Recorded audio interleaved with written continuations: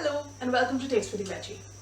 This is a video to show you how to make pearl millet gruel or pearl millet porridge, kanji as it is called in Tamil and few other South Indian languages as well.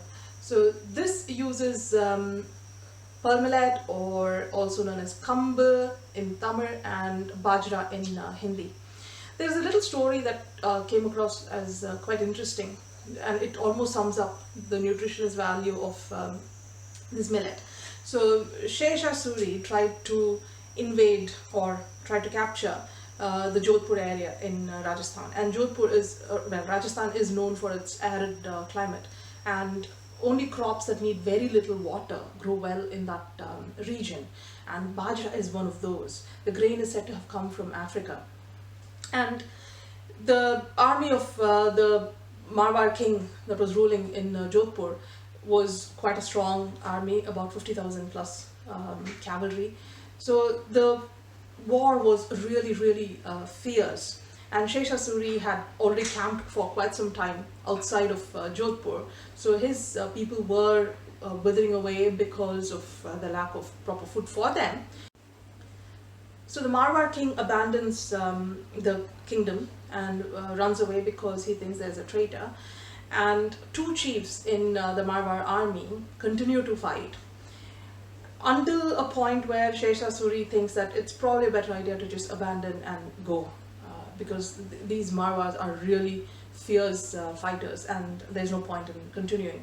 But then his people, the Shah's people, slay the two chiefs, and then victory becomes closer to Shah Suri and he does emerge victorious.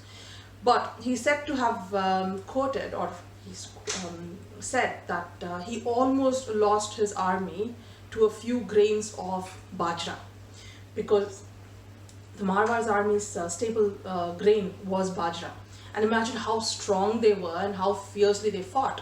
So that, I think, sums up. If you can feed an army with Bajra and they emerge as a strong army, surely it should be good for us as well. So I try to include a lot of millets in my diet, and pearl millet gruel is one of those favorites that I make quite often for myself. So let's look into the recipe. So I take required quantity of the bajra, kambu, and roast it nicely.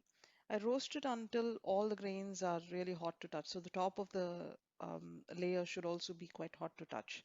Now I did try soaking it and then drying it and then making the mix, but it didn't work very well, and the mixture just had fungal growth. I think where I live, there's not enough sun for me to just dry it completely, so I didn't want to take that risk. Roasting has been very consistent. For me, the shelf life is very good. So you can even take a kilogram if you wish, or you could do it in small quantities so that you can just keep doing this as and when you require.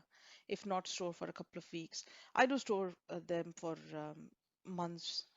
So I've not had any problems ever since I've been roasting. So let's just roast it well until it gets hot.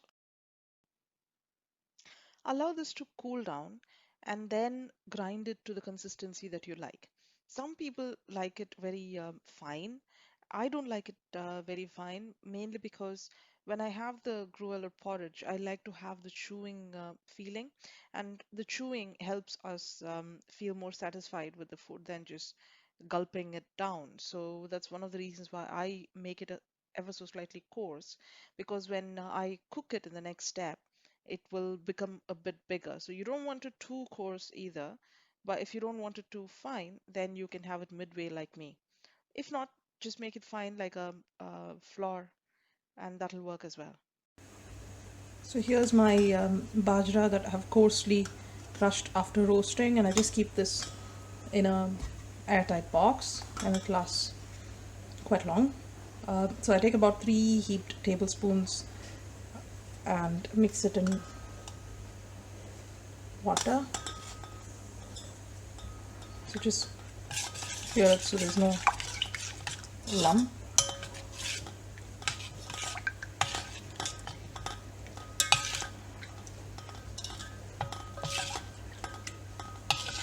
See what sort of consistency you like. You'll need at least a tumbler of water, a cup of water for 3 tablespoons of bajra.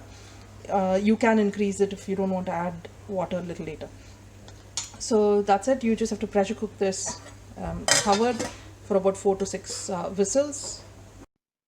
So once the bajra is well cooked in the pressure cooker, you now have two choices. You can either make it a savory gruel or you can make it more sweetish.